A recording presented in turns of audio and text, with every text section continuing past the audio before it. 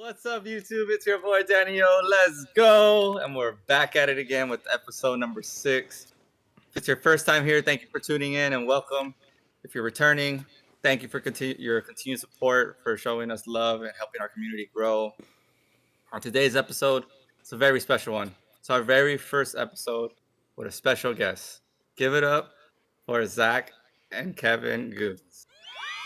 What up, guys? What's up, guys? Lorcana Goons. Thank you, guys. Thank you. Thanks, Danny. Appreciate you always and everybody here. Thank you guys for joining us. Also, what we're going to be getting into is prepping for LCQ. And some of us in the Discord today are also prepping for Continentals, which is very exciting. Congrats to you guys for making it that far. At the end of the video, of course, we're going to have our raffle, our giveaway winner. So, without further ado, this is the Lorcana Cookout.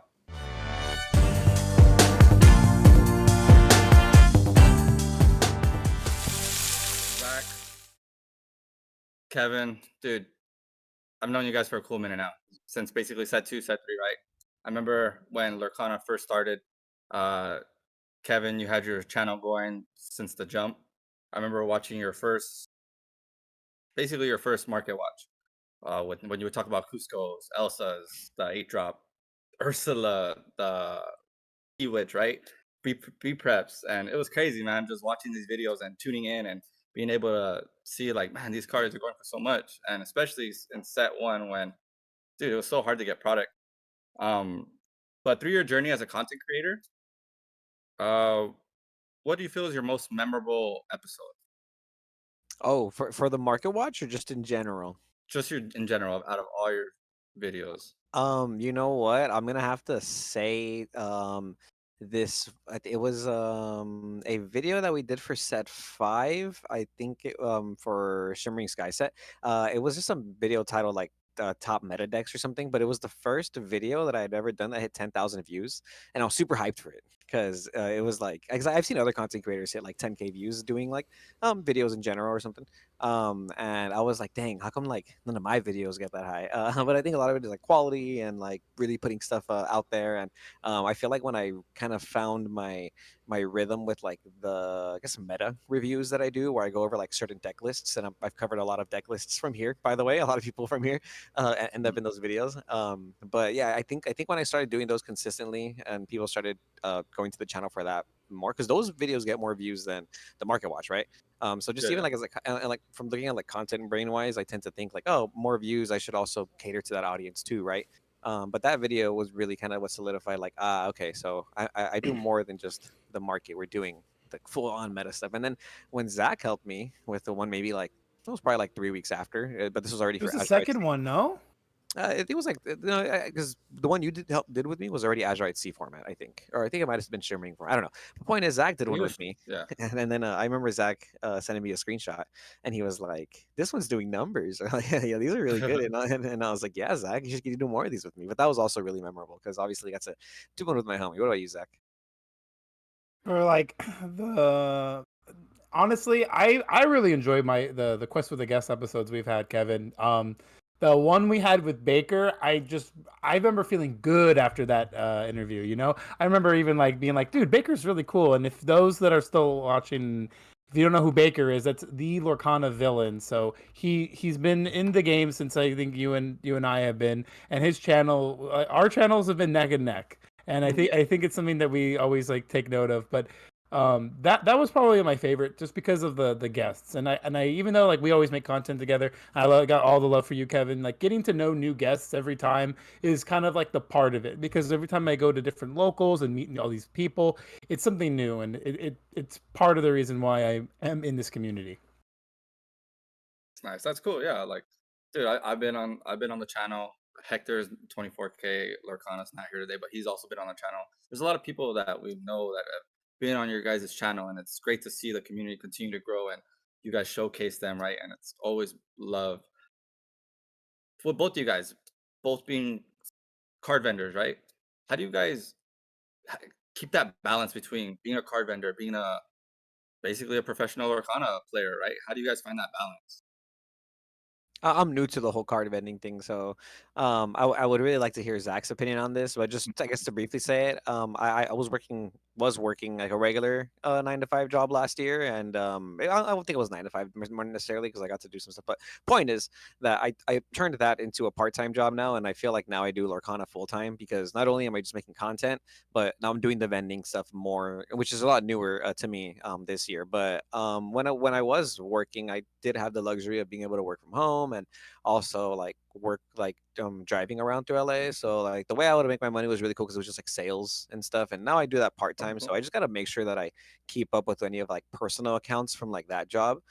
Because realistically, what I'm using that money for is for my ambition of like I want to be a card vendor, you know, and Zach has been ever so gracious as to teach me his ways because Zach's been a vendor for a very long time, and I've known Zach since we were both literal like children. We're teenagers in high school playing Yu-Gi-Oh against each other, and we were super cool, you know. So I've been able to watch us both grow up into like people who not only have like dreams and ambitions, but are like really like seeing them through. But yeah, I don't know. I think a lot of it is like just finding time for everything. You know, I don't have any kids. You know, so that's it's a big thing. That I feel like a lot of people our age have kids, Um, and yeah, so that's a big one for me too. So I am in a position of like privilege, you know, to an extent. And then my rent is a really good price. So whenever I do make money, I tend to like put it towards the channel or put it towards the like the idea of like vending and stuff. But honestly, lately it's been really hard to go to any local tournaments. I was just saying how I want to play more in person because I don't mm, play so much in person. But Fight Club is very real. R.I.P. Pixelborn. So yep. Pixelborn was a huge help, I think, for me before Atlanta. And same thing before Fort Worth, we still had Pixelborn. I did pretty well then, Yeah. but no Pixelborn for me during Vegas and during Seattle format, and the results kind of showed. I think I misplayed last round of Vegas, which was just super important, and then I misplayed in Seattle, and like, I'm glad I caught the I can see the misplays because I know I'm learning, but without Pixelborn, I feel like I didn't have time, but we're trying to make up for it now. Yeah. What about you, Zach? Um, I just want to kind of say the people are amazing at what they can really do and accomplish when they put their minds to it. And it's I've played a lot of different card games, and I've traveled and competed at high levels for other card games too. And I've met a lot of people that are busy in their personal life, like, or a lot of people that are like full-time college students, yet they have time every weekend to go to events and travel and play cards. So for me myself, being able to vend at a high level and play at a high level, it just it doesn't necessarily like add like an exclamation mark to it, you know. Like it's unfortunate because the weekends are better for someone in my space in my field, and I do have to make like a sacrifice and decision, you know. When I want to play somewhere on a weekend, I need to take time away from vending, or I need to, you know, pay for an employee to work and do that stuff. So it's a lot to kind of like take in, but there's so many other people that like are proficient and full head on in their careers, and they still have time every weekend or every other weekend for their hobbies. And some of them even do travel. Kevin, we met a lot of people that we find out are actually leaving Sunday night, and we're like, wait, what would you have done if you won the tournament? Like, I guess I would have stayed later, you know, but I gotta get home, I gotta work in the morning, I gotta do this, I gotta do that. And I'm just like, oh wow, it can't I can't even fathom that. You know, I want to at least have like a grace period. You know, I want a day to relax before I have to go back home. But it's just been an incredible journey. Vending. It started for me late in 2020, and in about middle of 2021, it's when I landed myself at Frank and Sons.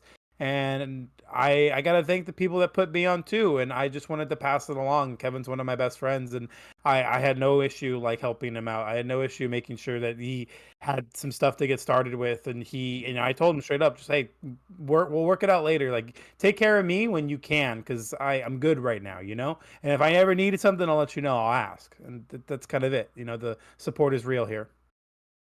That's good to hear, dude. Like, it's good that there's always that support within the community where everyone's helping each other out, right? We all want to see each other succeed. With Yeah. that, before Oh we my go on bad. I to was oh, gonna what were you say. gonna say? Oh yeah, I really like what you said right there, Zach, about how like people can do amazing things. Yeah, because I meant to say that too for sure. Because we know, I think Zach probably knows more than I do, but like personal, like literal champions for other card games who do it all. They have a 9 to 5. They have kids. They have families. I think the recent Yu-Gi-Oh World Champion is also part of some circus crew. He's a literal like professional like circus entertainer. Like, and he just it's there's so many people. What's his name? Team Sam X Samurai from Yu-Gi-Oh. Like he's the biggest, one of the biggest, probably the biggest Yu-Gi-Oh YouTuber. Won a whole, basically the equivalent of a DLC, and making content I think is really hard. So to be able to like balance that with that, or pack winning events, doing content, and working for like a Fortune 500 company. That guy works for Johnson & Johnson Crazy. doing like accounting stuff. He literally works like 8 hours a day, and then he goes home and he streams. And like again, probably doesn't have kids or nothing, but still, like people like I do think that like there is enough time to commit to do. You can't do everything obviously, but there's definitely enough time to like try and master a game. I think at the end of the day, there's only so many plays you can do, so many decks you can play, and stuff like that. Yeah.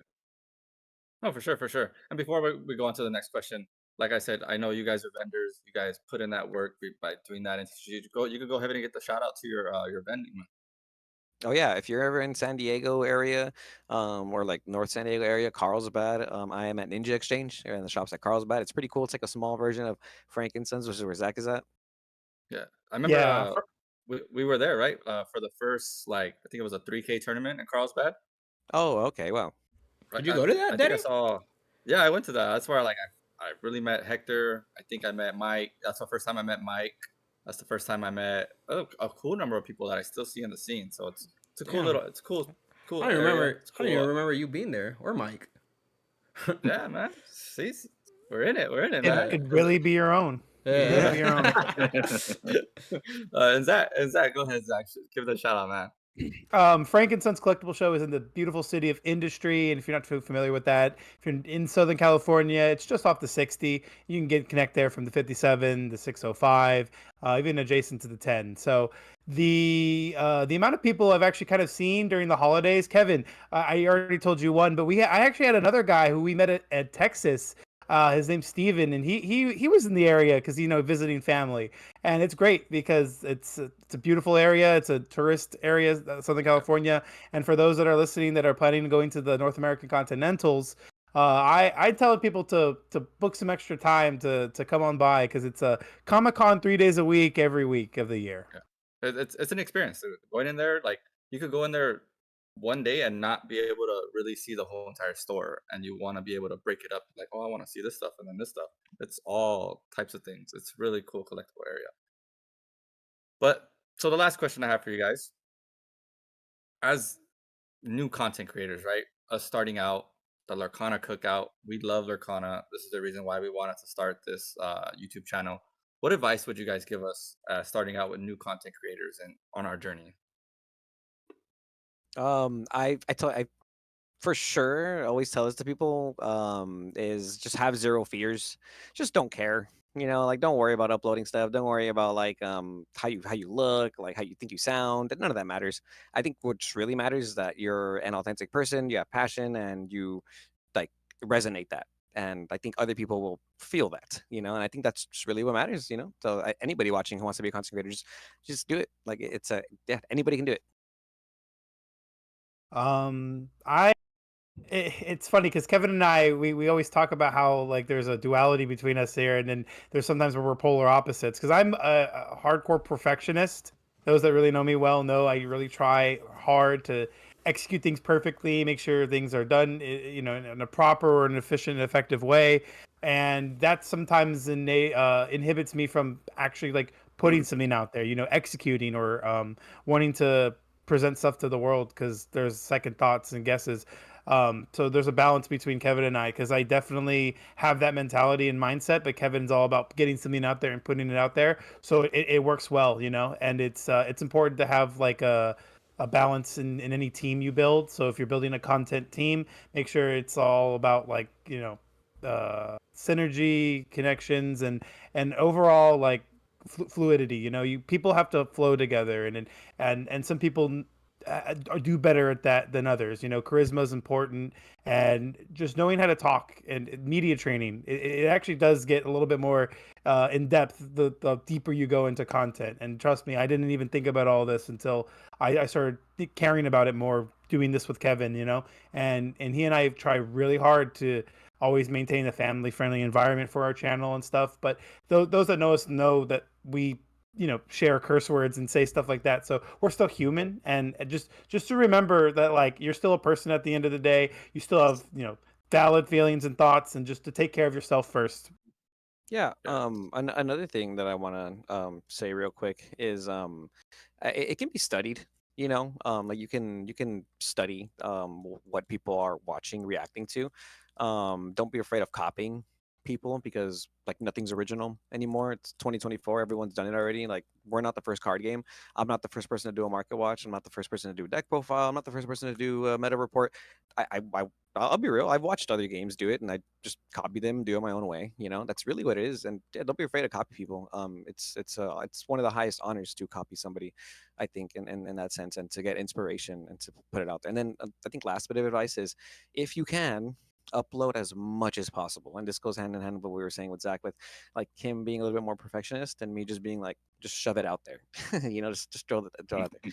Give it to the people. Give it to the Yeah, people. yeah. There's I've always wanted a TV show ever since I was a kid. I always wanted my own TV show, and why not make more episodes of the TV show? Like, it's broken. It's like if somebody said, "Do you want more episodes of The Office?" Yes, please give me more. I don't care if there's shit. Just give me more. Sorry for the cursing. Please bleep that out. um, but no, but I truly think, like, I wish I could upload every day on YouTube, but I can't because I'm not there yet. But ideally, I would like to upload every day on YouTube. Mm. I think TikTok, you benefit from uploading multiple times a day, which is crazy. And then Instagram and Facebook, they're not real. You don't get money for those, in my opinion. It's not worth it. So if you're looking at it just from like a monetary aspect, like YouTube's pretty broken, Twitch is pretty broken. If you stream every day on Twitch, people love you. Look at Earlmeister, look at Wonderland. They just blew up this year because not only are Yeah, they good, they're decent players, but Earlmeister streams every Monday through Friday, and every day that I wake up, I know I can watch him, and it's so important. And I need to stream for sure. So if you can do something every day, you will literally break the system, break the algorithm. And we're in a hyper niche, so the views are like very like compressed. So there's a very yeah. good chance your video will get shared around. No, yeah. Most definitely, most definitely. And unfortunately, there is no Pixelborn, and there is only one rule in Fight Club. Yep. So unfortunate. Yeah, But the those are the Pixelborn being down is because I was also starting to stream a little bit when Pixelborn like towards the end of its lifespan, and just I was with the Pixelborn Connect, I was trying it too for a while, but I mean it's not my cup of tea, to be honest. Yeah, me Just neither. like same. the Pixelborn and Fight Club, they're just so much easier to just stream. I mean I've advocated for the online sim, or official online client since, because for me, same thing with you, Kevin, like um that being gone like hurt me so much. I only play once a week. I don't know as many if you guys know, but I drive hour away to my nearest local, which is Top Choice Gaming. Where do you So live, bro? I live in Bro, the desert where Coachella Fest is at. So Do uh, you live like near Palm Desert? yeah, No yeah, way. exactly. So No yeah, so way. every time I go to like these big tournaments, it's like an hour and a half drive, 2 hours. So I only have time to play what's the once a hotel? week. I work Monday through Friday, almost working 10 hours almost every day, and then I have two kids, three on the or third one on the way. So I was gonna say, uh, and you have dad gang on your head. This guy won a yeah, Mickey. I don't think you guys understand this. Like, That, this is that, a yeah. Mickey owner over So here, yeah, that's man. that's the that's why, pig, like yeah, how Zach was saying, man, it's crazy yeah, because the like pigs, you have these yeah, everyday People can people do that, incredible yeah. things. yeah, I've never it's doubted just, people. Like, yep, it's life changing for me to be able to understand like how important Anyone can people do it. are. Like, anyone can Yeah. do it. Like there's so many people like that, like talk to our local sometimes, and they're like, I tell them, "Oh, are you gonna go to the LCQ? You're going to set champs?" And they're like, "Oh, I don't know, because I don't think I can win." And I literally just want to grab them and shake them like that meme and just be like, "You can win. Like Uh, you can. If I can win, like I'm dumb. Like you can win." Yeah, that's the same thing I've been saying, like with the Mickey win. I mean, I feel like anyone here in this call can do it. I don't think just because I won a Mickey, I'm anything special. Like, I've played against all you guys. I remember, I think it was in set two. I think at a 1K, I played Kevin for the first time. I think I've played you ever since again, but I was on Blue Steel, like when it was very very first up and coming, and and he cooked me 2-1 on a best of 3. Was this a tier 1 game? Yeah, it was at tier 1. Yeah. Oh, that's Yeah. right. Yeah. Funny. So- I remember that. That's funny. I was That was like good one of the first people to pick up Blue Steel before it, and that was the day I played Kevin. And I don't think anyone here, like, I don't think I'm better than anyone here. Like, we're all good players. We're all fantastic players. Like, just the Mickey doesn't really mean anything. It's just I got lucky that day in a sense. Like, I'm not gonna take away my own skill. Like, I do think I played good, but in a sense, like, there is a big luck factor in all this. So, yeah. You need to have the golden ticket, right? Because like you can be as good as you can be. You can be making the right plays, right decisions. You know, you can mulligan correctly, all that. But you need luck on your side too. Skills always important, and that's why we practice all the time. But to get lucky and to have that golden ticket is another story. And when it's not your day, it's okay. Like someone has to lose, someone has to win. If it's a draw, then that's fine because we're in a 2-game format. But at the end of the day, making sure you know the mistakes that you made, if any, recognizing them and pushing forward. And to anyone that does happen to struggle with, like, you know, getting over losses, that's not your only loss, and that's not the last loss you'll ever have, man. You're gonna lose again. Like, you're gonna get beat. Someone's gonna have the golden ticket against you one day too, and it happens. But moving on, recognizing any mistakes you could have made, playing the next game with the other one out of your head. You know, the loss happened, it's done. Accept it. You got to move on. It's important. That's Yeah, true. but preach, brother, preach, man. People gotta Yep. know. Yeah. Man, I just hope this online sim though comes through soon, man. I hope Ravensburger is listening, man. I really hope. I know a lot of people want it because, man, it hurts, man. I'm an addict. I'm a fiend. I keep telling anyone that knows me, all I want to do is play Lorcana, and like if I could, man, I'd be playing, like, just like being on the phone, like with Pixelborn. That was me, like on my phone all the time, was the just best playing part. Pixelborn. Yeah. Phone. So it's just like On the phone was the best part. yeah, man. So it's just like the fact, like, if we ever get to that point again, like, I could just grind so many games again. Like, it makes me sad. All Oh, right. I was on the phone with Kevin because I went to the local just to hang out, see some friends. It was kind of a bigger tournament, over 20 people. The number 1 fight clubber was actually there too, if you know, you know. But the like, I called Kevin. I was like, we have to do this content thing, huh? Because I kind of wish I got to play tonight. There's a lot of people here, man. But you know, I'm always for the content, you know, and there's more games to be played. But it's that, like, you know, you got only so much time to yourself, and when you want to actually play card games, but you have other things you also want to do too, it's a big confliction. No, 100%. definitely. Love the But we game. again, we thank you for being here, dude. Of course, like, Yeah, thank you, guys. Appreciate the love and Always. support. Oh, I you want to guys be here. coming I want to be here for join sure. us. Before we head on to our next topic, is there any other questions that you guys want to ask the goons? Also, yeah, for me, like I've met you guys individually, you know, at competitions, you know, or Zach at Frank and Sons, always hooking it up with fair, good, honest deals, you know, and Them deals. yeah, definitely. But yeah, honestly, I've been watching like your guys' content like religiously. Like I've been a supporter since I started playing this game. I see you. One. I see you in the Goon shirt, Eddie. Thank you very much. that Yeah, I did. That was an honor and a privilege was for dope. me to wear that. I'm glad to see it. No, you wore it, and what, you won that tournament, right? You There you wore go. it, and you won. So it's the best. I got to the We were finals. I got to the finals. I got to the finals. But no, and then that's where I met, you know, Mike, you know, from Quest Kids, and you know, it's always see the same faces through, you know, through you guys, you know, the guys you're associated with, and yeah, I'm just glad, and honored to have you guys here with us. All right, Cesar, what do we have on the menu for today? All right, so next, we could just talk about the LCQs, how we're prepping, how each of us are prepping. If you guys want to share, I know some of us like to keep that stuff hidden and close to our hearts. But how we're prepping for LCQs, and for those of us that are actually in the main event, how we're prepping, and I mean, even if what we're thinking about taking.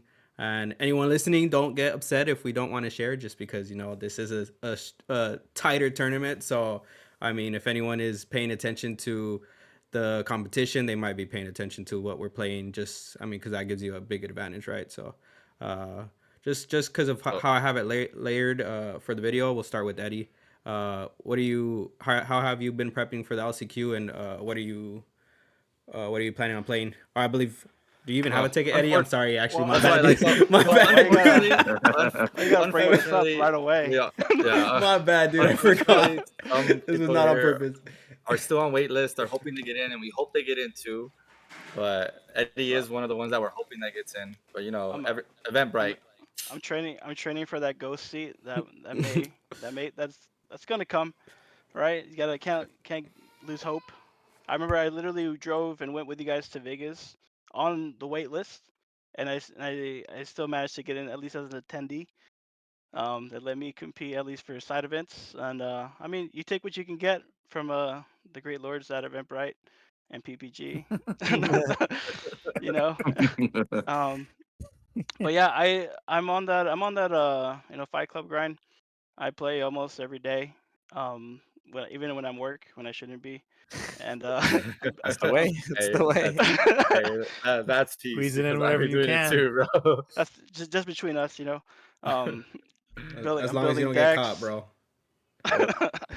I'm IT's gonna building. come. IT's gonna come into your office. Hey, Hey, we're getting some stuff on our reports. what's all this? No, I'm. So like when this meta started, I was on Purple Steel, and I was doing really good at all the local events with Purple Steel. Really strong mid range. I was on the Tinkerbell, which is the mid range, tempo package, which I still think is valid to this day.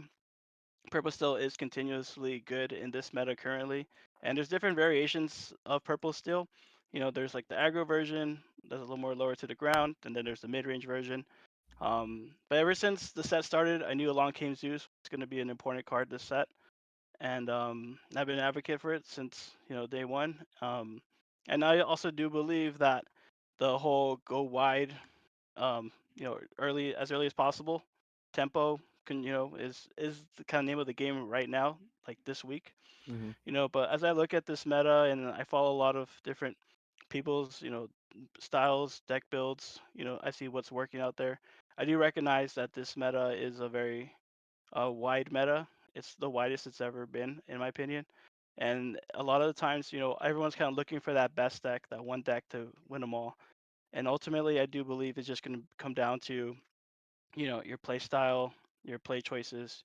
I always tell people like the most important thing besides your deck is what you ink, how you mulligan. Those are like the fundamentals of this game that I test pretty much every day.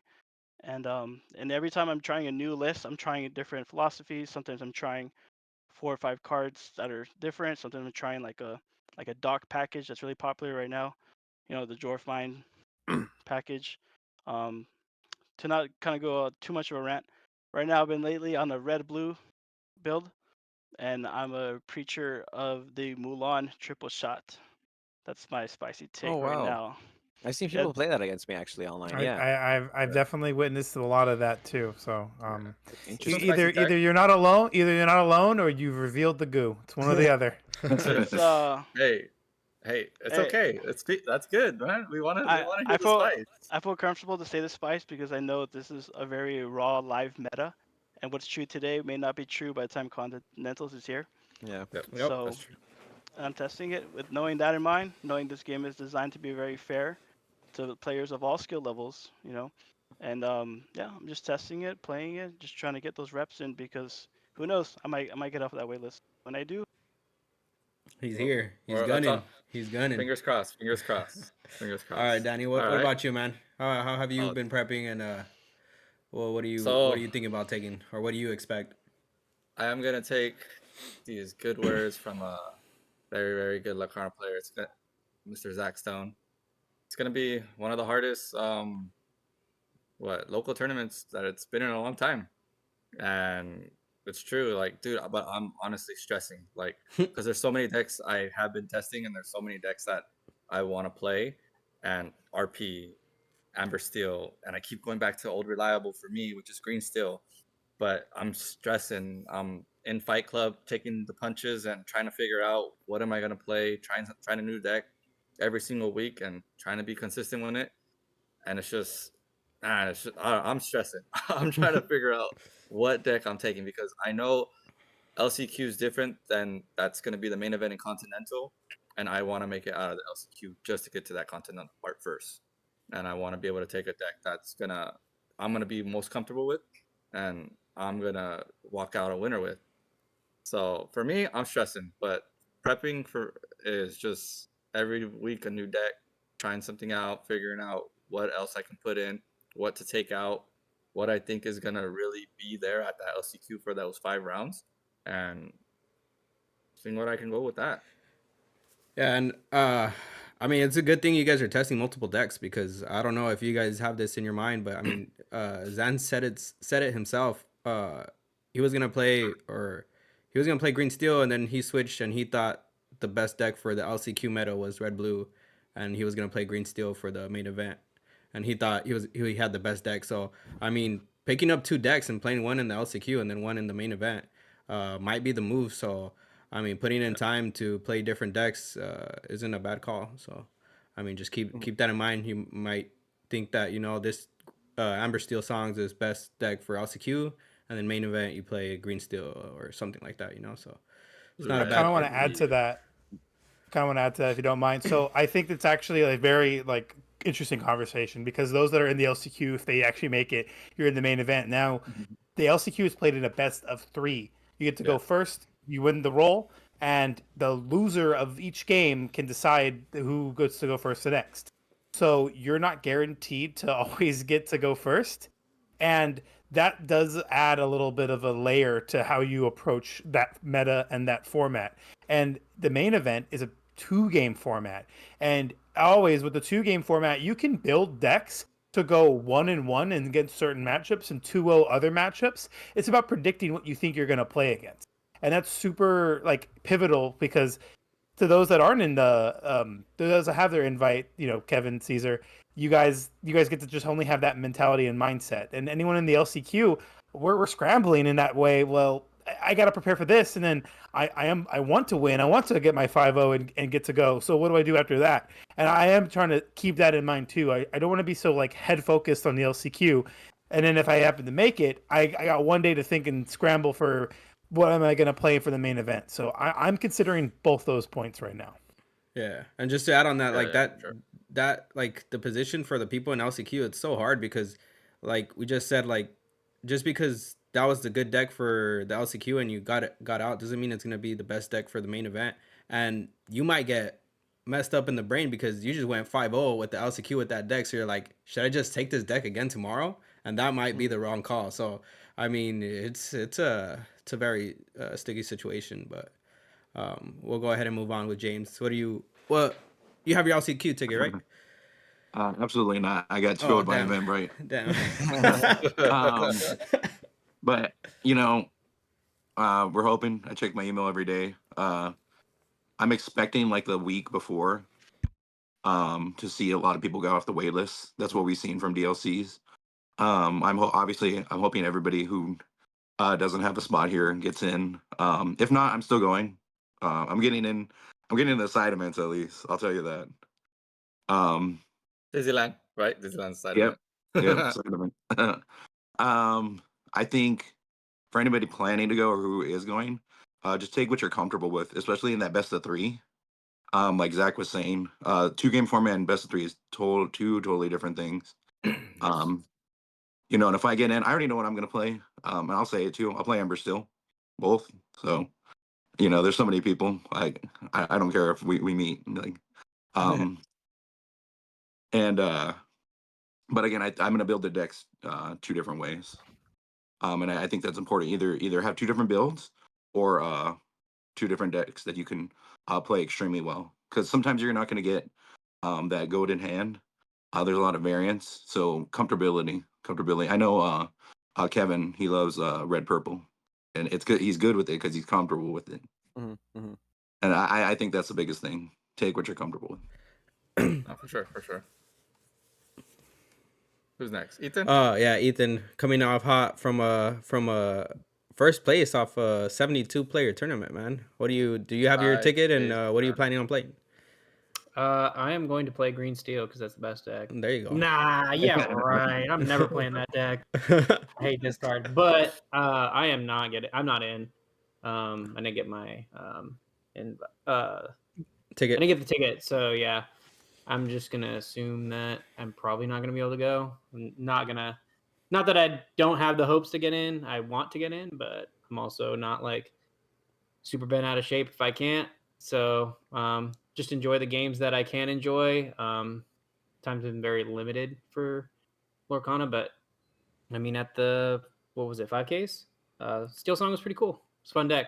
I didn't really play it that much, but did pretty well. So yeah, as far as that goes, I would just probably, if I don't get into the LCQ, I'd probably just go with you guys to hang out, and then and just look forward to set champs, and For just sure. get the games in with you guys when I can. Because I mean, even if I don't get to participate, it is still fun to play test and play the game because I still really do enjoy the game. It's just the limiting factor of PPG and all the space at the events. Yeah, And the definitely. set champ. Yeah, and the set champ, man. The scar looks dope. Yeah, It's actually yeah. pretty good compared to last set. Yeah, the scar looks pretty dope. Definitely Yeah, want a like- mat. Definitely want a mat from that set from the set champ. I mean, I was lucky enough to get one from the previous two, but I didn't get the from set 3, and that was probably the best mat out of the 3. So I'm definitely looking forward to trying and attempting to get one for this go around. Yeah, for sure. For sure. Yeah, I mean, everyone that didn't get in, I wouldn't be what's the word, disencouraged or whatever, to just show up. I mean, me and I'm gonna, it's around the time my wife is due, when my baby's due, so if I go, it's literally gonna be to play the main event, hoping her water doesn't break during that weekend. But that, because that's gonna be the only thing that causes me not to go. That's crazy. That's gonna be the only thing that causes me not to go. But That's fair. but yeah, I mean, if I go, it's literally to play Saturday, and if I win, then I have to go back and play Sunday. But obviously, if that wasn't going on, like, I would just want to show up too, because I mean, like I said, I'm a fiend. Like, playing at these events, like with a lot of people, it's just so much fun to me. So, but I mean, anyone that doesn't have the ticket, I would just show up. If you really love the game, like, just show up and play. I mean, it's always a good time getting together with people, you know, meeting any of these wonderful folks here, and just running some games. But yeah, what about you, Zach? How have you been prepping? And if you want to share your spice. I'm leaning on the comfortability 100% here. LCQ being a best of 3 does make me, like, you know, think, yeah, am I gonna be screwed if I don't go first game 1, you know? But I that's not always true, because you have to win going second, right? And I played Ember Steel. I've been able to 2-0 red blues. It's very hard. You have to really curve out. Don't get me wrong. Doesn't mean that you can always do it. But the idea that I'm gonna play a different deck because I think I have a better shot at beating certain decks doesn't make sense to me if I'm not, like, effectively executing every play perfect, right? Playing with what I'm comfortable with is definitely what I'm leaning towards. But I said this to multiple people. If I get into the main event, I'm not playing what I'm playing at the LCQ. I'm got something I've been cooking that I love in a 2-game format. I don't like in a best of 3. So there you go. That's some cool. spice. That's cool. Interesting. How about you, Kevin? What are you cooking up? I mean, everyone knows I'm a red purple fiend. James, hard. red purple goon, one. get it right, get it Red Purple right. Goon, yeah, Red Purple Goon. There's no secret. For that, I do have some, like, spicy tech cards. I even say them on the channel. I'm not afraid of nobody. I like Rafiki a lot. And I like Rafiki a lot. Rafiki back? The new one or the one drop? The one drop. Oh, the one, yes. The well, they're both good, right? The challenger. Yeah. So he can contest. He can contest Bonsai, Calhoun, Snakes, me, just pretty much every card that's, like, really annoying in the meta. Because you were just talking about, Eddie, how it's, like, go wide meta, and I think a lot of it has to do with having those, like, overpowered 2-drops, and Rafiki just checks them all. And I was I looked at Christian's list from that event that Ethan say he got first place at that one. And he was playing 4 Broom, 4 Chernobog followers, and 2 Diablo. Yep. And I ended up making it to Rafiki instead. And I'm playing Library too, and moving Rafiki to Library, getting a good trade, so good. Just having a 1-drop character. Library, so Crab good. Rafiki takes out mine and Cove. Crab Rafiki takes out everything. It kills every yeah, character. yeah. The biggest problem I'm having with Rubiam is people kind of spamming Maui Sharks. So I'm on Yeah. just triple Tremaine, like just no Medusa. I don't think Medusa is necessary in the meta. Yeah, that's how I think Chris P had that too. Yeah, like he Yeah. didn't have any Medusas, triple Tremaine. Yeah, it's Um, super good. Yeah, I mean, aside from just being comfortable, right? Because obviously, like, we were playing the main event, 2 game format. So many people like write off decks as like this deck only does this or this deck only does this, right? And then we always hear like Ruby M is so fair, Ruby M sucks in a 2 game format. Like, I just think that the deck is the most consistent, and if I want to have a consistent day, I want to have a consistent deck. And so, what if the deck is fair? Like, I don't think I need like something that's like cheesy or like overpowered in such a wide meta as we've been talking about. Especially if I just want consistency in a room full of variants. I just really want to have the ability to know what to expect, right? And Ruby M is a deck that lets you do that the most amount of times in like a 9 round, 7 round tournament. But the best part about it is that like if my opponent misplays, but against a deck like Rubiam, I get to punish them so hard. Like you have cards like Elsa, the Fit Spirit, yeah, Elsa Fit Spirit, the Genie, which is really good because it's a lot of it is like a skill check. Oftentimes when I'm playing Rubiam, I hoard my brawls. I will keep 2 brawls in my hand in the mulligan because I know like purple's so wide in the meta. And when you start slapping genies, I kept my brawls. I'm gonna be able to skill check you there. The Bell Accomplished Mystic, that's a skill check. People don't play around that card. The same way people don't play around Rapunzel. They play even less around Go-Go, Super Goof, and Bell. So little things like that. That's why I like the deck a lot. I mean, the mirror match.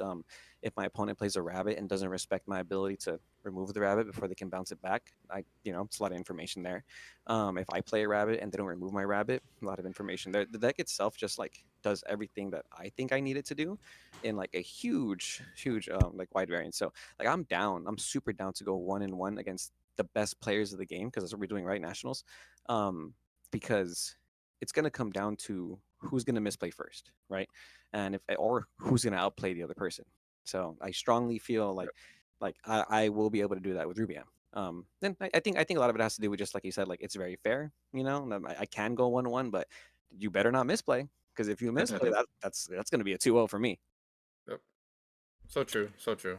Yeah, and I mean, just going with that, I mean, we also got to just account for variance in this tournament, like for the ones that are in there. Like you just said, we're playing against the best players, so it could go down to who does the first misplay, who's that outplays, and who honestly is just drawing better. So if you're taking a deck that's consistently consistent, you're gonna have those consistent draws, and you might not brick versus the other person that's trying to do something cheesy might brick, and that's where you take advantage of that. You take advantage of them bricking, of them not bringing a consistent deck. So big point. Yeah, good point too. That's why I don't think I could ever play Sapphire in a big tournament because, oh man, if I didn't open up my 2-drop ramp, like I know myself too.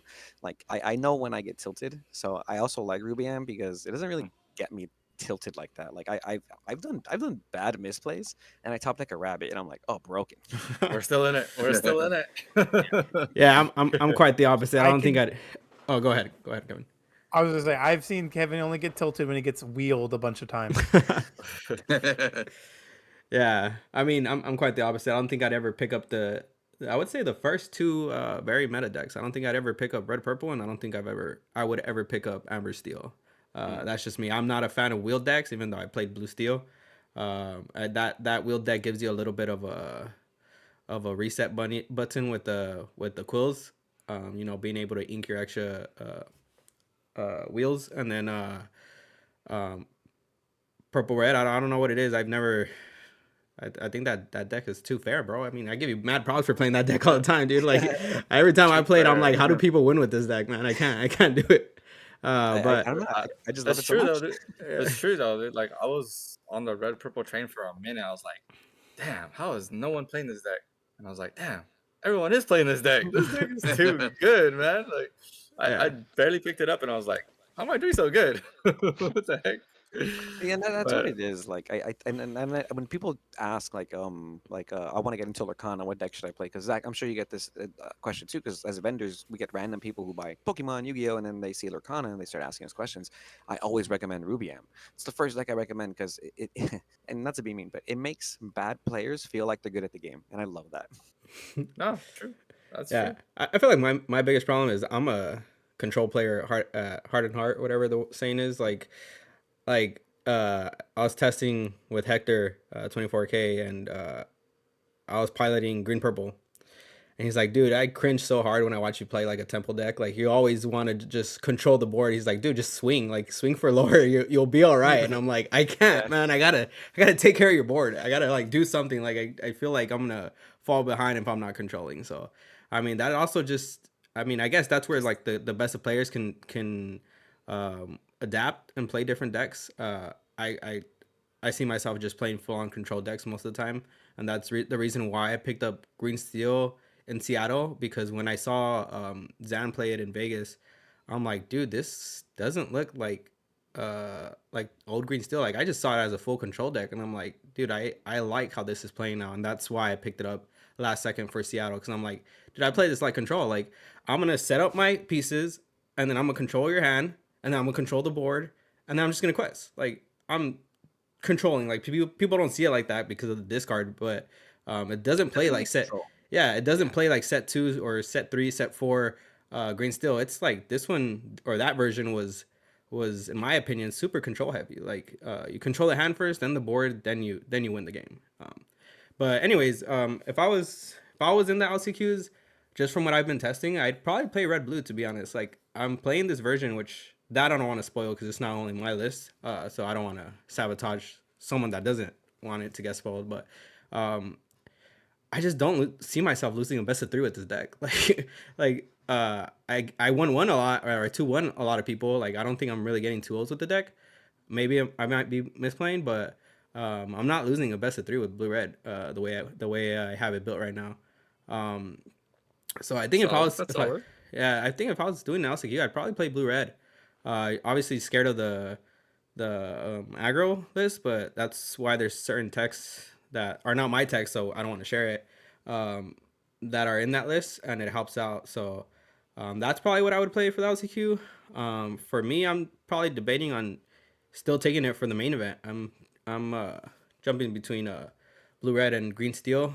I can't just put out the meta decks or what people think are the best decks right now, amber, steel, purple, green. I will test them just because as a competitive player I have to, just to make sure, maybe maybe I do pick it up and I'm like, whoa, this deck's broken, like it feels good, like I'm gonna play it, but I think I'm gonna end up being on one of those 2 decks. I'm a person that plays what I'm comfortable with. I've been playing blue red and blue steel since set 2, set 3.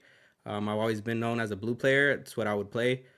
Just recently I picked up green steel, and like I said, I didn't pick it up because I thought it was the best deck. I picked it up because it seemed something of my nature, which was a controlled deck. So the fact that, amber steel is kind of up there, I mean, that's kind of control-ish in a sense, in a bit, the steel song, but I just hate wheels. I just hate getting bricked with wheels, dude. Like, it always happens.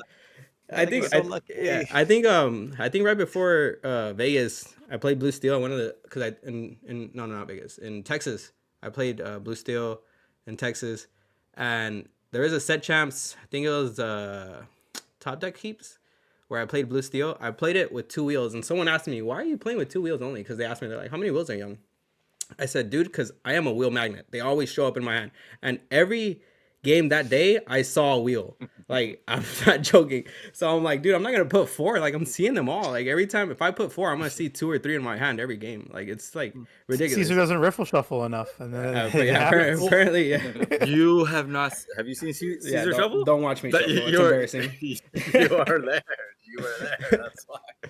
Like, bro, it's insane. If you ever play against Caesar again, watch him shuffle. Focus on the It's shovel. so bad. You feel you're like, hey, do you want me to shuffle for you, bro? I'll Yeah, just grab my deck and shuffle it for me, please. I struggle. Yeah, But- it's my first card game, bro. Give me a chance. but and I will say you don't play like it's your first card game. You play like you played card games for most of your life. Yeah. Yeah. Well, I mean, I came from Fair. just to talk about my background a little bit. I came from playing, and it was just recent too, but playing Runeterra, Legends of Runeterra. I played that game Oh yeah. a lot. Digital Like, card games still qualify. Yeah, that's what I'm saying. So I mean, it's my first like physical card game, but I've been playing Runeterra since that game came out. I mean, it died last year, kind of like the competitive scene, but I think it was like 4 or 5 years where I was playing it. I reached like on ladder top 25, I think it was, a couple times. So so that's why it seems like it's not my first card game, but I mean, other than that, that was the only other card game I played competitively. So Oh, that's cool. Yeah. Once you get into a card game, you learn those fundamentals of those card games, and then you start progressing, and you learn all the other stuff, and even that rune of Legend of Runeterra. I can't. Okay, sorry. Don't disrespect my game, bro. I cried the day they announced competitive was going away. That experience still helped you to be that top 8 serial Mickey winner, and it's great, man. But Mr. Green still now, right, Cesar? Mr. Green still. Please stop. Well, is it Zans list that we're going into first? Yeah, so we'll hop into talking about the popular players list that were just kind of revealed not too long ago. I think we are going to talk about Zans first. Yeah. So we'll talk about list, go ahead. right? Like Zans list. With this list, everyone, we want you to take it with the words from Ego Dre with a grain of salt. The way this deck was built, you can try it, you can fix it however you want, but take it with a grain of salt. That's the only thing I think I have to say about this deck, because I've been trying it and I'm not loving it. It's not fun for me as a green steel player. I see the reason why he built it. We've heard the reason why he built it, and it's not my cup of tea.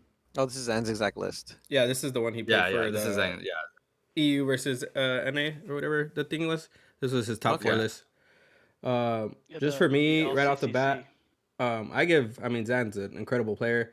I kept saying when I picked up his green steel from Vegas that his list was almost not really needed change. I kept telling Danny and Dre, dude, like if we change cards, it's like 2 cards. Like his list from Vegas is like almost perfect.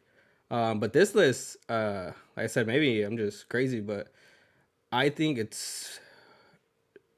you're sacrificing more ping for a little bit of your discard, and your draw engine of Prince John, which you're putting in the dock to kind of substitute that. But just watching him play his games, like once he took full control, hand and board, like if you realize and you look at this list, there's only 4 cards that quest for 2.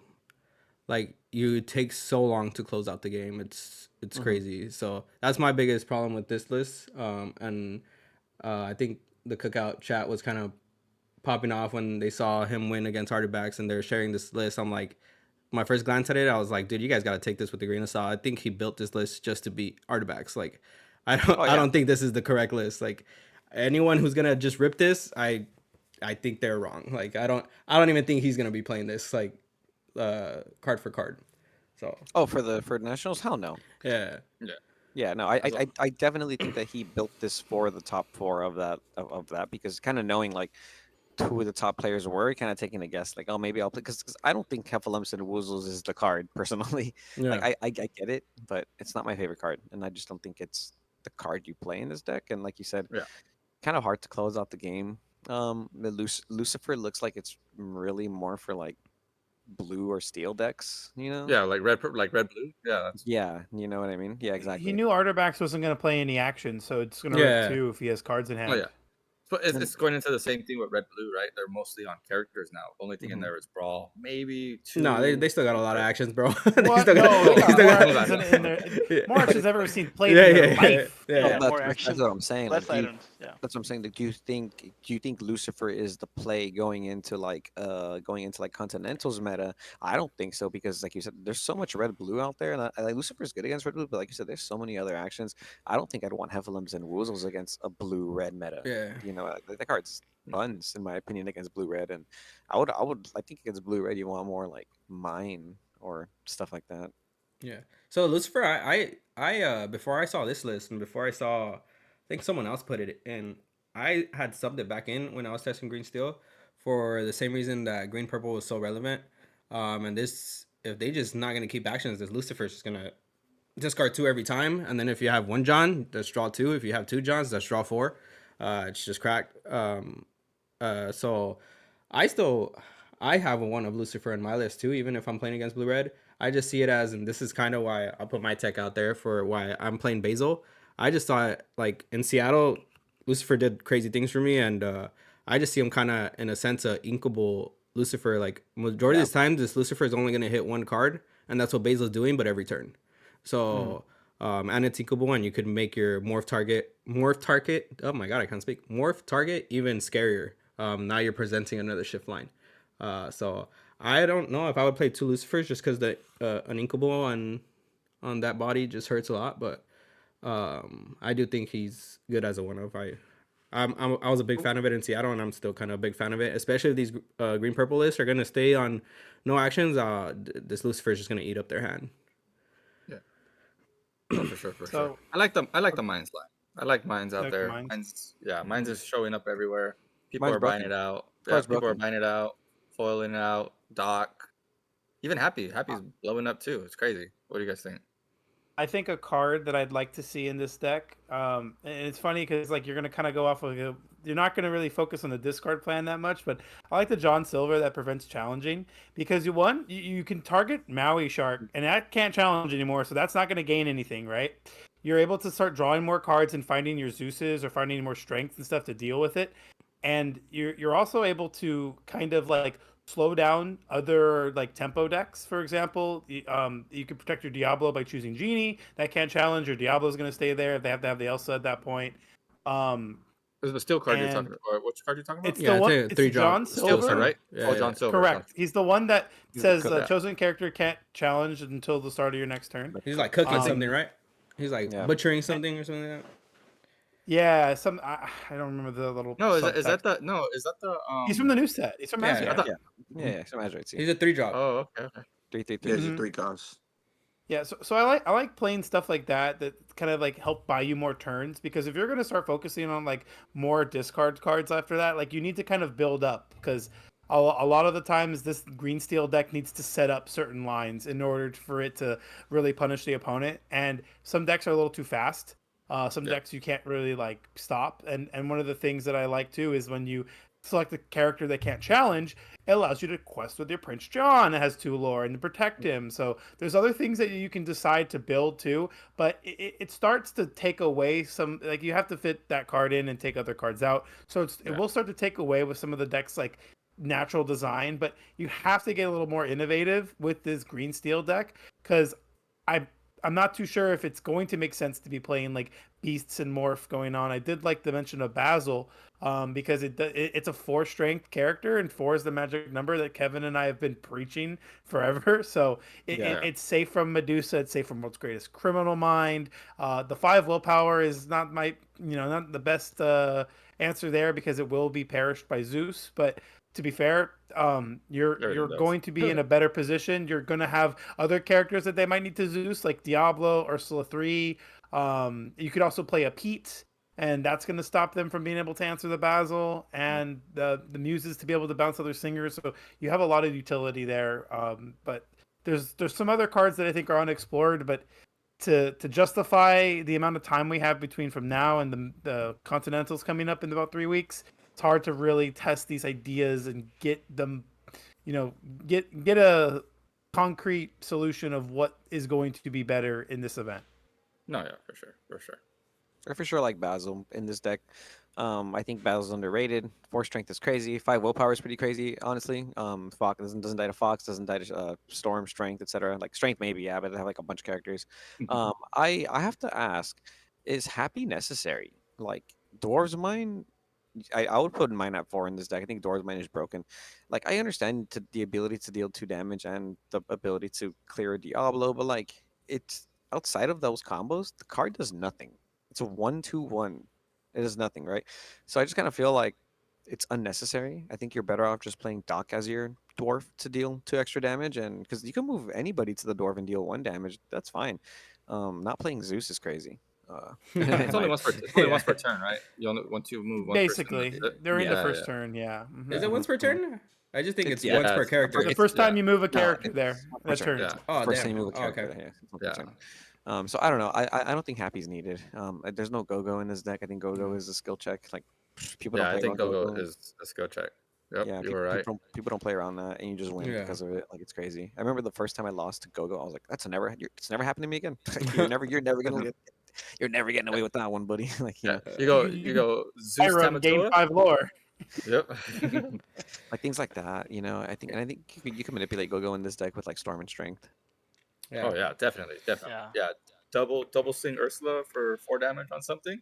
Mm. Go. Let me Mhm. get 4 real quick. GG. You know. You can And you also, and you can you don't also need bounce it back with your Yeah, muses too. that's exactly what I was gonna Yeah, say. yeah. You don't need more than Just keep 2. reusing it. Yeah. Yeah, you don't need Like- more than 2. You just find one and you just keep recycling it with the muses. So, No, definitely. Yep. Too good. Anyone else What do have you any thoughts on this before we move on? No, we're good. No? All right. Good So- old what? Next, we'll talk about Dicando's Diggy Hole list. Yeah, I don't play Amber Steel, but this deck seems We do cracked. have 3 very viable Amber Steel players Yeah. in the call today. Yeah, We'll hit up Zach. yeah. What do you think, Zach? How's this desk looking for you? Okay. It's a different. This is not Amber Steel's song. Yeah, no, this it's is not. Amber. No. This is Amber Steel aggro. Is a better way would- to kind of describe it. Yeah. So there's 2 things about this deck though that are very like it's similar to Steel Song, right? You have what is like called Exodia, which is turn 1 Cindy, sing it, and then turn 2 like honestly any 2-drop really it doesn't matter. But you have Smee, powerful 2-drop. You have Piglet, quest for 3 can start really getting ahead on the board. Lilo, again, it's a 2-lore quester. It's better for this kind of deck because it's able to kind of almost be it's almost able to be like a little defense mechanism you have against the Ruby decks, right? You are going to go fast and you should be able to get ahead, but even if they manage to squeeze out all the removal and check you, they're going to probably have to exhaust a lot of their resources, right? And the inclusion of Calhoun, which I think is one of the strongest 2-drops that we have in the game, really helps check a lot of the other like Emerald Amethyst or Amethyst Steel decks. And he's mentioned it before, Dicando specifically, that it passed all the tests.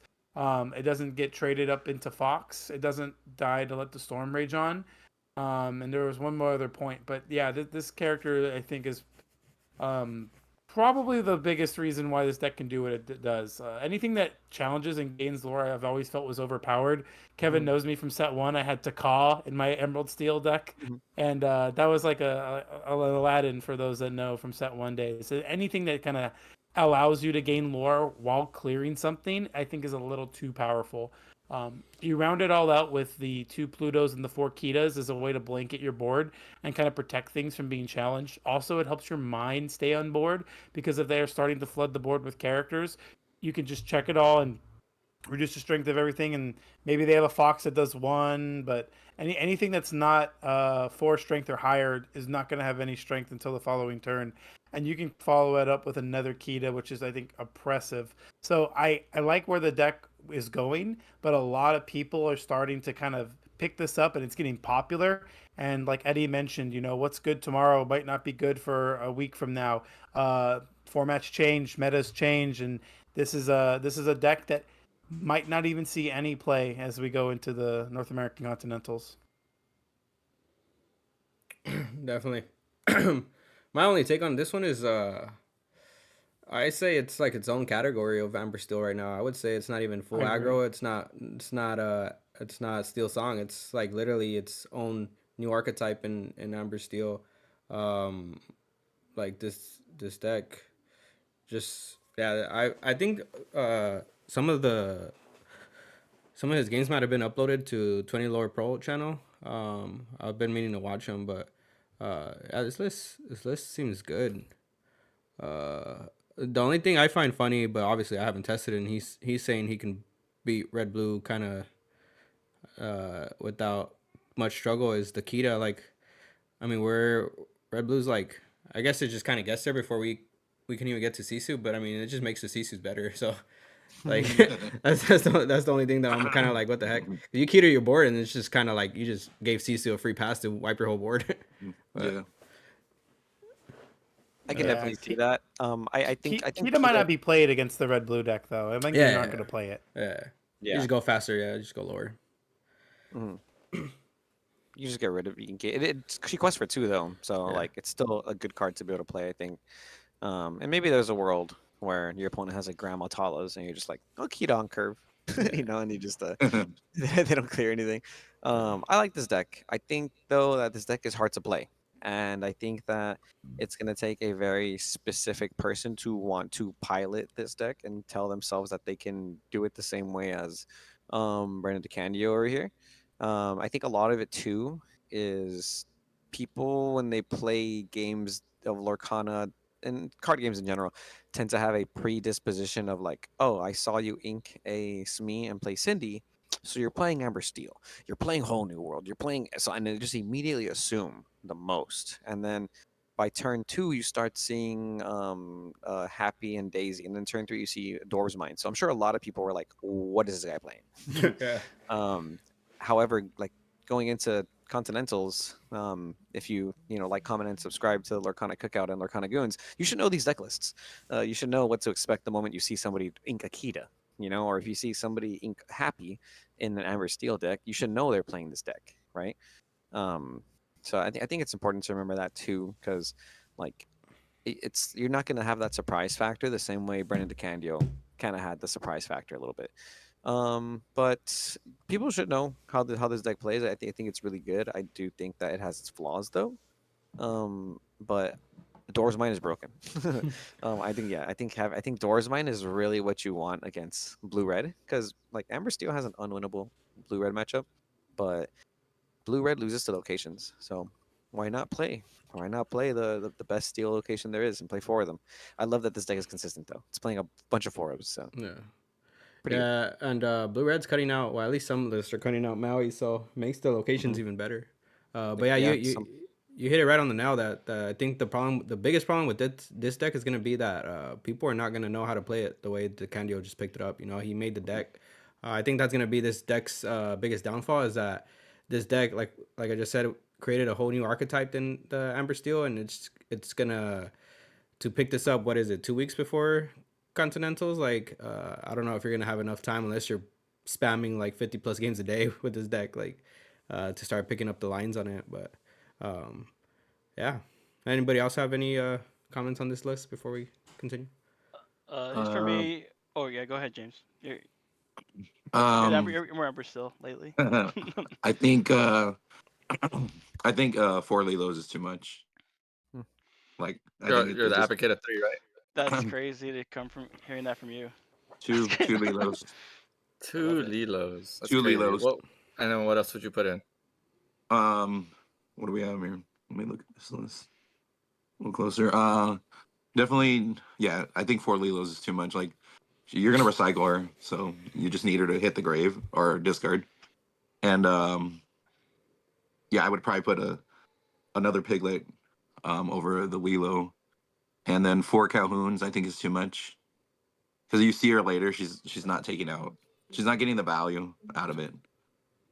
I would probably at least cut 1 Calhoun, and I love Blue. I'll throw a Blue in there instead of Yeah, a I think. Calhoun. Oh yeah, Yeah, I Baloo's think. crazy. Yeah, I would. Yeah. That's why, like in this, like exactly. I'm glad you brought that up. I was like, he's gonna bring it up. He's gonna bring it up. I think Baloo in this deck would actually like give it that extra. Oh.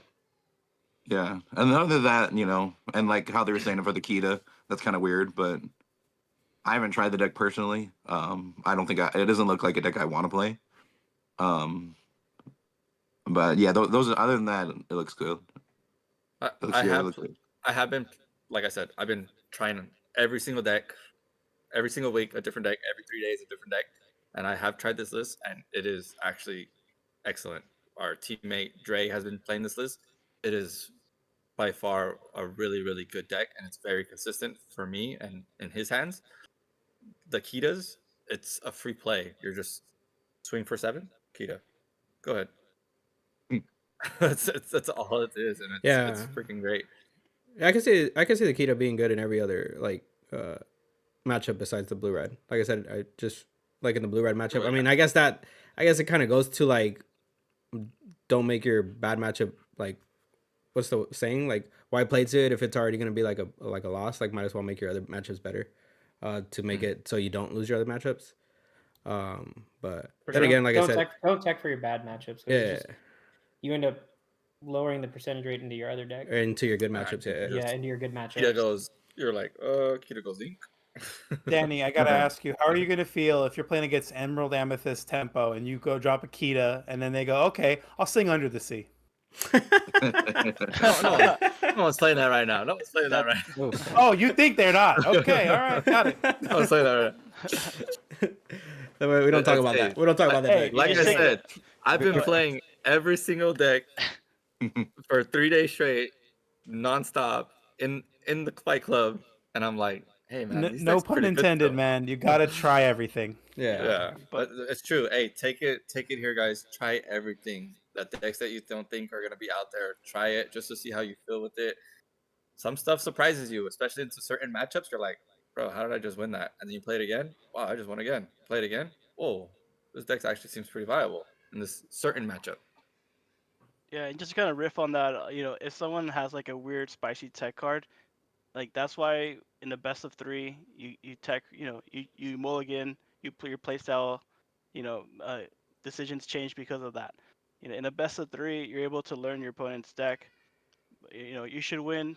You should expect to win your turn or your game on the play. If not, you'll at least get another game on the play. And by then, you should be able to understand what is your opponent trying to do, what are those spicy cards that they're running. Like if I drop Kita on someone under the seas me, I take that out the first time, but it's not gonna happen again. Yeah.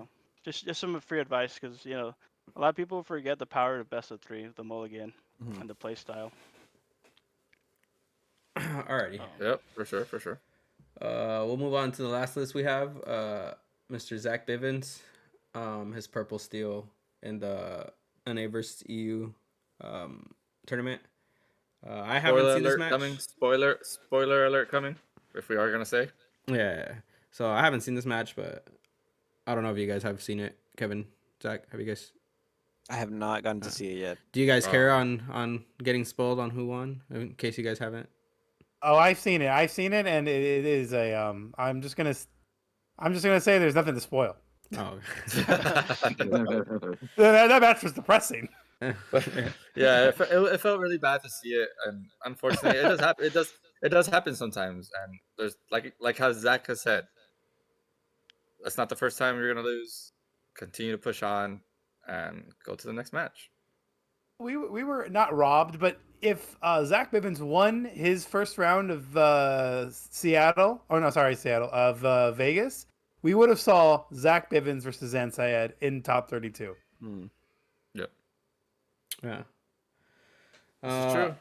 I don't play this list, and I don't play purple, so I don't have any comments on this. Purple's broken. Purple's one of the best colors right now. Yes, of course. I love that he's playing one Zeus, because I think Zeus is great. Definitely a good card, and if you're playing open deck list, you have to respect Zeus, right? So that's really important.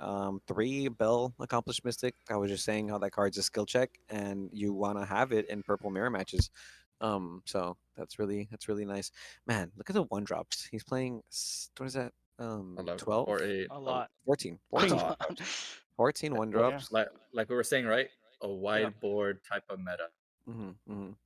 And 14.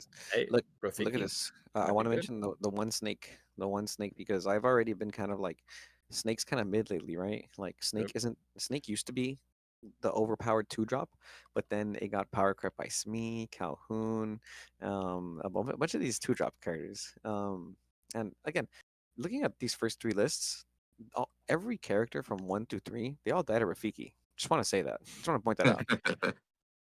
Yeah, all these first 3 lists we saw, each like all the 1, 2, and 3 cost characters, check by Rafiki, broken. I'm telling you. That's the spice. I was That gonna say, is the spice. like in purple still, we're used to having the hook Smee, and the hook is really good for that same reason Rafiki's good. Like, and if you're not running steel, Rafiki, I like Rafiki. I like her calling that. I mean, with this list, yeah, it follows that go wide early game package. But I think, yeah, and like Zach said, the final really wasn't much of a match, unfortunately. I think Zan really got really got unlucky with his draws. If you guys watched that match. But this looks like I looks like a pretty standard tempo aggro. Oh, actually, there's more aggro. There's definitely more aggro. Purple steel version. Yeah, I mean, and He's actually running Storm. Like you haven't been. I mean, Raging Strength. Fire. Yeah. Strength. Yeah, you haven't been seeing a lot of Purple Steels run either Storm or Raging Fire, and it's good to see that. Like it's great. There's no friends, which is, I don't know. I think friends would be great in here. It'd just be hard to fit in. But like in this deck, it looks like you just don't need it. Yeah, Like there's you're so just much like you're recycle. slowing your game down by playing it or even singing with it. Because you kind of just like want to curve out, turn sideways. Like it's like 1, 2, 3, where you like go 1 drop, and then on turn 2 you're gonna go 2 1-drops versus me. Turn 3, whatever, like, and then turn 4 you want to play Genie, like prioritize, and then you just want to curve out. You just want to quest. So like singing friends is just not good. I don't see 4 Genie in a purple list. I don't know what's going on. Are you playing 4 Genie? Genie's crap. that's Favorite card in the game. Genie's It's so insane, good, dude. bro. it's the best. I'm on- tempo Yeah. card. Good. I'm on the new. I would play 4 Genie always. That card is so good. I'm on the new Okay. train, bro. Ban Genie. I don't know why people was talking about Diablo. Ban Genie, bro. Dude, well, who's Diablo? Who's Diablo, bro? Ban Genie, bro. Diablo who? I would for sure. I feel like inclined to play 4 too because I have the foils too. So you got to play them because if you have the foils, you got to play them. You got it. Somebody say foil. Yeah, Mr. Market Yeah. Watch. How much are foil genies going for, please? Today, somebody bought one off me for $31. God dang. 31. Yeah, I You remember. needed that extra $1, didn't you? Hey, I have no regrets buying mine on the release day for $12 each. So There you go. I saw that card. Okay. I saw that card getting printed. I was like, I need them for sure. For sure. But hey, shout out to Zach Bivens. Good job, man. Took it all the way. It's a great list. It's a list that I would like to read. It's sick. It looks great. One Zeus. Let's go. I just want to touch on one thing before we cut out. This kind of goes back to the LCQ talk. Playing every list, even if you're deciding not to take it, is good because sometimes that opens up your brain to recognize the lines. That way, when you're playing against it, you know what they're going to do because you already piloted that deck, so you know what you have to do. So sometimes testing the list aren't even for the purposes of you taking that deck. It's for you to understand and get in the mindset of a player that's playing that deck. So don't count it out just because you're not going to take the list. It's sometimes better to put yourself in the driver's seat so you know exactly what your opponent's going to do when you're playing against it. So All right. It goes to the giveaway. yeah, our little ducks. Little ducky times. So if it's your first time tuning in, right? This is something that we got from our local TCG store, Top Choice Gaming in the city of Redlands. They do the ducky ducky raffle. How does it? Instead of a wheel, it's ducks racing, and it's great. So this is what we're using. All right, it's always fun. So we are going into our giveaway, guys. Where you This is will be winning hilarious. the foil bell. That is signed by the artist with the Lorcana Cookout on it. So what market watch? What are the bells going for right now? Foil bells? Which I think bell? they're like The 5-drop. bell? Hey, that one's a drop. 1 of 1. So that bell, we're not talking about the price. That one's a 1 of 1. That's whoever gets that can value it as whatever they want. But you can a get normal one. they're cool $18, maybe 20 on a good day. But they're up Okay, there. with the Mhm, signature mhm. of the artist and the Lorcana Cookout on there. One of That them. And she that looks like she's cooking, right? Like she's doing this little thing Yeah. right here. Yeah.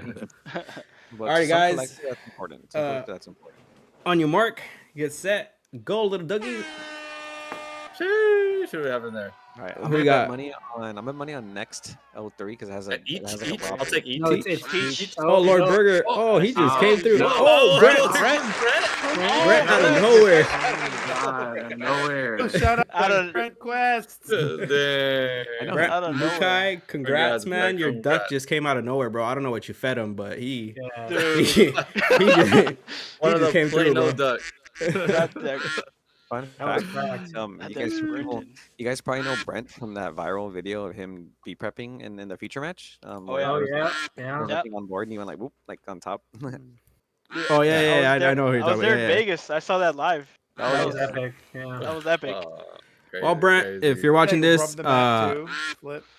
get a hold of us on Instagram, DM us, or on our next or this YouTube video, just so we could get your info or meet up with you or do something to get you your prize.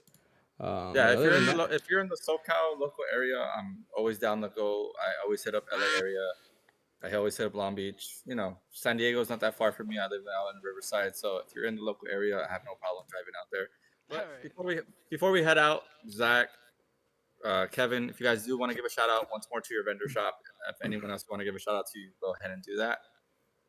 Yes.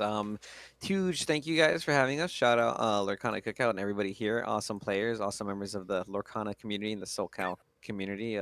Shout out Lorcana Goons. Shout out everybody who watches and supports the channel. We really appreciate it. And yeah, if you guys want to go visit me on Fridays and Sundays, as of right now, I'm in Carlsbad. The shop's at Carlsbad at Ninja Exchange.